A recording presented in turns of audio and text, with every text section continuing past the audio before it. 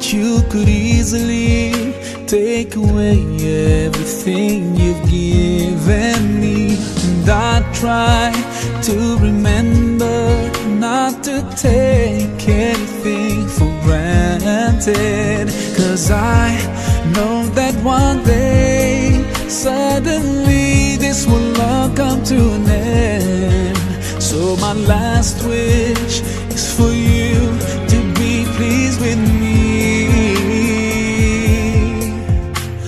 Allah, yeah Allah, guide me all the way to your Jannah. Yeah Allah, yeah Allah, don't let me go astray, 'cause I need you by my side. I wish to be close to you. My story as to how and why I converted to Islam.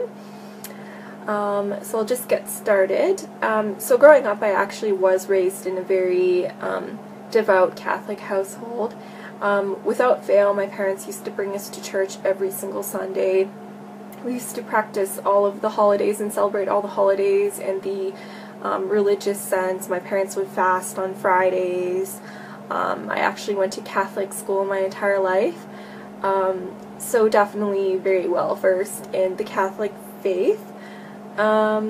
But the one thing I will say is, even just growing up, I did know a lot about the faith, but I was never really brought to think about why I was particularly doing things, or you wouldn't really think very deeply into theology particularly.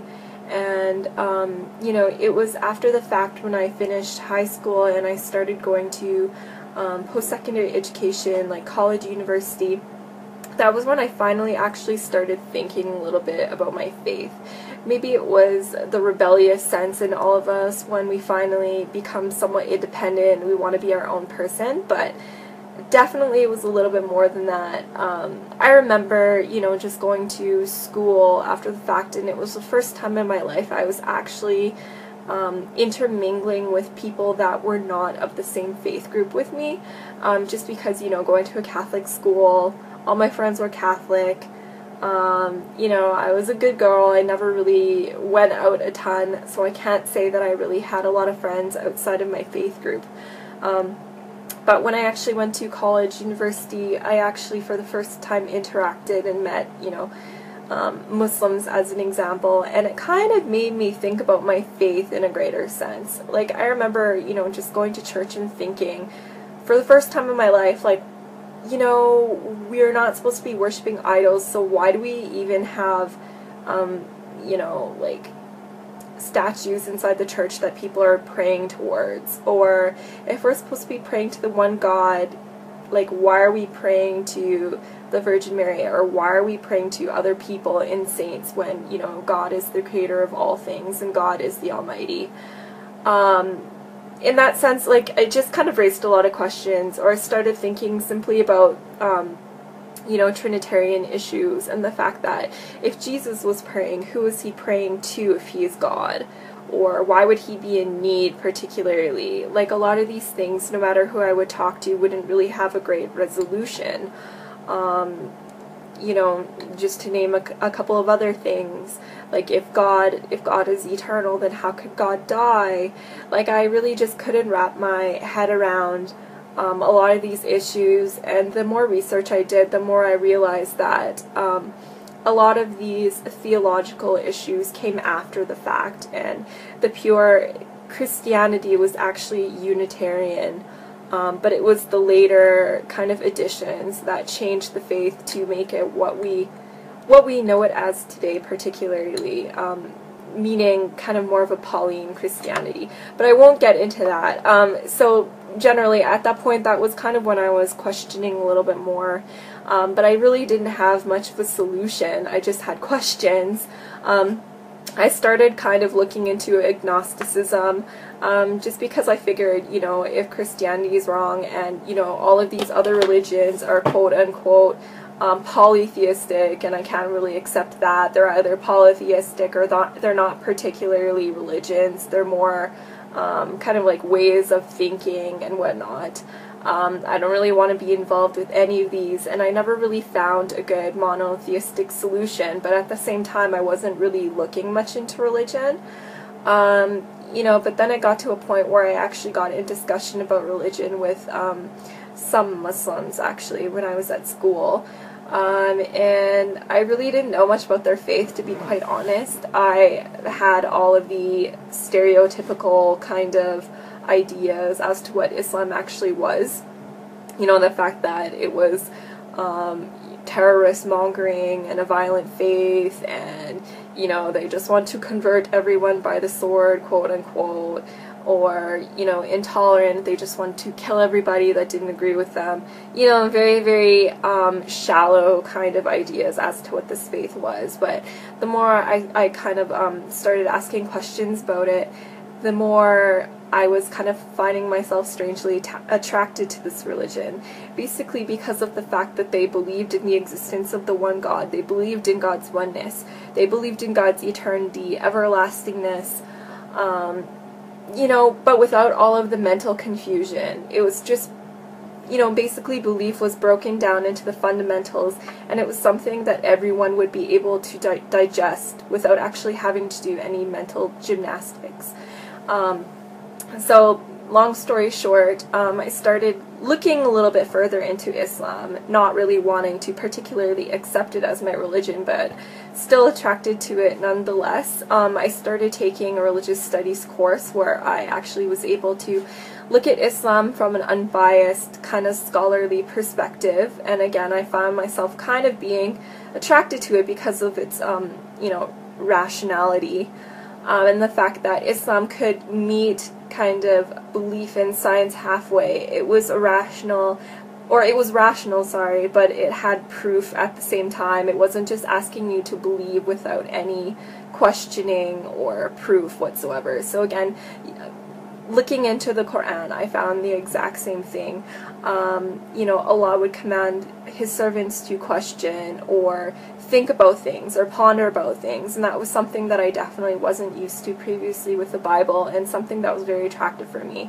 Actually pondering and meditating about my religion, you know, it kind of gave me some kind of peace in my heart that I was really, again, becoming very attracted to, but again, I wouldn't accept Islam as my religion until I was entirely sure about it.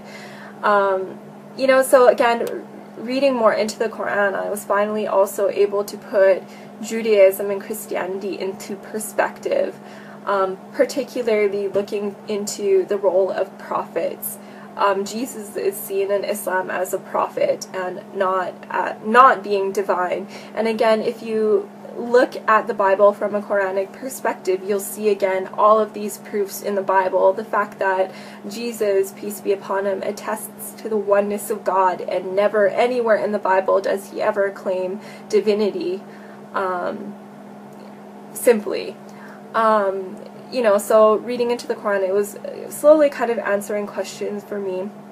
You know, when I would bring up all of these horrible arguments that I would see online and whatnot, to people of faith that were actually well versed in their religion, you know, I would always find some kind of resolution. Whenever I had a question about Islam, I always thought that it would kind of be a breaking point, and this would be the reason why I can't particularly believe in this faith, but it always ended up being to the contrary. And, you know, along my journey, I was probably looking into Islam for maybe about, I would say, 2 years or so, and it was continuously the same thing, where it was just, it was working for my benefit and not on the contrary. And basically, whenever I would see all of these negative comments online or get all these negative comments from people, or even myself argue with people, it would just bring me to gather more knowledge about the religion, and actually got me to a point where I was very comfortable accepting Islam for what it was, but I still didn't make that final step of affirming my faith. And then I found it was actually just one very last driving point that brought me to accepting Islam. When I was actually very close to accepting Islam, I was doing an internship in Edmonton, where I was in school at the time, and this was coming to an end, and I was on my way back to Calgary, where I would actually be living with my older sister for the first time in many years, because she had actually been in Edmonton for university and I was in Calgary. It was just a big jumble. But anyways, so that was the very first time I would be living with her in years. And I just remember one morning, I remember this very vividly, and it was actually the middle of Ramadan. I wasn't practicing or anything yet at that point. I'm still looking into Islam, but I heard like some crazy rustling noises and business going on in the kitchen, and I was like, what is this? What is going on? And it was really early in the morning, and then I found my sister in there eating a bowl of cereal, and like she had all this food around her.